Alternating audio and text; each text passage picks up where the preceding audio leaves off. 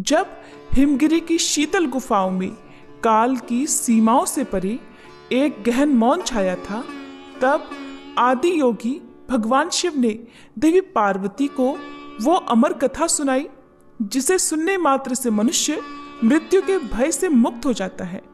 ये कथा कोई साधारण कथा नहीं, बल्कि स्वयं महादेव के अधरों से निकली परम रहस्यमयी कथा है, जिसमें छिपा है सृष्टि का रहस्य, योग का मूल और मोक्ष का मार्ग। सावन शिवरात्रि के इस शुभ अवसर पर जब ब्रह्मांड में शिव तत्व गूंज रहा है, तब हर भक्त को ये अमर कथा अवश्य सुननी चाहिए, क्योंकि यही है वो ज्ञान जो कालजयी है, जो मुक्तिदाता है, जो स्वयं शिव है। तो चलिए एकाग्र मन से भगवान शिव और माता पार्वती के उस दिव्य संवाद में प्रवेश करते हैं, जहां हर शब्द मोक्ष का द्वार है और हर वाक्य आत्मा को शिवमय बना देता है। एक प्राचीन कथा के अनुसार एक बार भगवान शिव वन विहार के लिए गए हुए थे। तभी देवर्षि नारद कैलाश पर्वत पर पहुंचे और माता पार्वती को प्रणाम करते हुए कहने लगे, नारायण नारायण, हे माते, भगवान भोलेनाथ कहीं दिखाई नहीं दे रहे।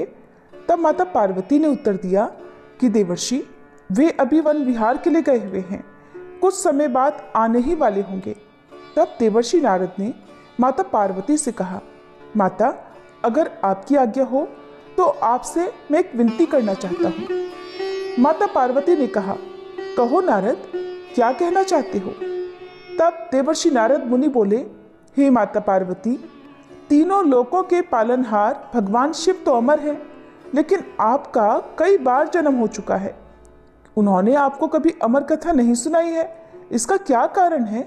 और भोलेनाथ तो अमर कथा जानते हैं, और जो अमर कथा सुन लेता है वह जन्म मरण के चक्कर से मुक्त हो जाता है और 84 लाख योनियों के चक्कर में भी नहीं आता। अगर आप चाहें तो भोलेनाथ से कथा सुन सकती हैं। इतना कहते हुए नारद मुनि आज्ञा लेकर कैलाश पर्वत से वापस चले गए। अब इधर माँ पार्वती व्याकुल होकर भगवान शंकर की प्रतीक्षा करने लगी। जब भोलेनाथ वन विहार से वापस लौटकर आए तो देवी पार्वती ने भगवान शंकर से कहा, हे स्वामी, आप तो सृष्टि के दाता हो, जगत के भाग्य विधाता हो, और आपकी अर्धांगिनी अत्यंत कष्ट से व्याकुल हो रही है।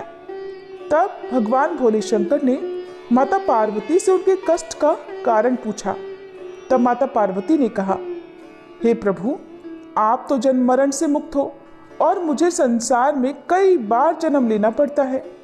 इस बंधन को दूर करने के लिए आप मुझे अमर कथा सुनाने की कृपा करें, नहीं तो मैं अभी आपके चरणों में प्राण त्याग दूंगी। भगवान शिव ने देवी पार्वती की हठ देखी तो कहने लगे, देवी, इस संसार सागर को पार करने का रास्ता अत्यंत कठिन है। इसमें बहुत से लोग सत्कर्मों को भूलकर 5 विषयों का शिकार बन जाते हैं, कुकर्मों में फंसकर अपने कर्मों का फल भोगते हैं और बार बार जन्म मरण के 84 योनियों के चक्कर में फंसे रहते हैं। उन पर भगवान कभी प्रसन्न नहीं होते। जब तक कि जीव को अपनी आत्मा से भगवान भक्ति और सत्य धर्म के प्रचार का ज्ञान ना हो तो वह सफलता प्राप्त नहीं कर सकता। मैं तो शक्ति, भक्ति, सत्य धर्म के पूर्ण ब्रह्म ज्ञान के द्वारा ही अमर हूँ, जन्म मरण से भी मैं मुक्त हूँ। देवी, अगर आपके मन में भी यही आशा है तो फिर व्यास गुफा में बैठकर मैं तुम्हें वह अमर कथा सुनाऊंगा। और फिर उसी समय भगवान शिव देवी पार्वती को लेकर व्यास गुफा में पहुंच गए। जब भगवान शिव ने गुफा में आसन लगाया तो उन्होंने अपनी शक्ति द्वारा कालाग्नि रुद्र नाम का एक गण प्रकट किया और उसे आज्ञा दी कि गुफा के आसपास एक ऐसी अग्नि प्रकट करो कि जिससे सभी जीवधारी यहाँ से दूर चले जाएं। भगवान शिव की ऐसी आज्ञा पाकर रुद्र ने ऐसा ही किया। जिस स्थान पर भगवान शिव का आसन था उसके पास में ही एक शुक अर्थात तोते का घोंसला था। उस घोंसले में एक अंडा पड़ा हुआ था। उस अंडे पर किसी की भी नजर नहीं पड़ी और न ही रुद्र अग्नि उसे जला पाई, क्योंकि वह जीवधारी तो अभी उत्पन्न ही नहीं हुआ था। परंतु इसके अलावा सब जीवधारी या तो मृत्यु को प्राप्त हो गए या फिर वहां से दूर चले गए। इसके पश्चात भगवान शिव नेत्र बंद करके एकाग्रचित्त होकर देवी पार्वती को अमर कथा सुनाने लगे। अमर कथा की शक्ति के द्वारा उस अंडे से एक जीव प्रकट हो गया और इधर अमर कथा सुनते सुनते देवी पार्वती को निद्रा आ गई। अब देवी पार्वती के स्थान पर वह शुक पक्षी अमर कथा सुनकर हुंकारा भरने लगा। अमर कथा जब संपूर्ण हुई तब भगवान शिव ने नेत्र खोले और देवी पार्वती जी से पूछा, क्या आपने अब अमर कथा सुन ली? क्या अब भी आपके मन में कोई शंका है? तब देवी पार्वती ने हाथ जोड़कर क्षमा मांगते हुए भगवान शिव से कहा, हे प्रभु, मुझे क्षमा कीजिए, मैंने अमर कथा पूरी नहीं सुनी। तब भोलेनाथ ने पूछा, तो फिर हुंकारा कौन दे रहा था? देवी पार्वती जी ने कहा, मुझे नहीं पता। तब भगवान शिव ने इधर उधर देखा तो उन्हें शुक पक्षी ही नजर आया, जो कि प्रभु को देखते ही उड़ गया। तब भगवान शिव उस पक्षी को मारने पीछे पीछे दौड़े। वह शुक पक्षी उड़ता उड़ता तीनों लोकों में गया, परंतु उसे कहीं भी जगह नहीं मिली। उस समय श्री वेद व्यास जी की धर्मपत्नी अपनी कुटिया के आंगन में सिर के बालों को सुखाते हुए जम्हाई ले रही थी। तभी वह शुक पक्षी उनके मुख के द्वारा उनके उदर में प्रवेश कर गया। भोलेनाथ रूप बदल कर वहां पहुंचे और जाकर उन्होंने ऋषि की पत्नी से कहा, देवी, लाओ हमारा पक्षी वापस करो। ऋषि पत्नी ने कहा, कहाँ महाराज, देख लो, हमारे पास तो कोई पक्षी नहीं है। तब भगवान शिव कहने लगे, वह पक्षी जो अभी अभी तुम्हारे पास आया है और अभी भी तुम्हारे पास है, सिर्फ अपना स्वरूप बदलने के लिए वह तुम्हारे गर्भ में आलोप हो गया है।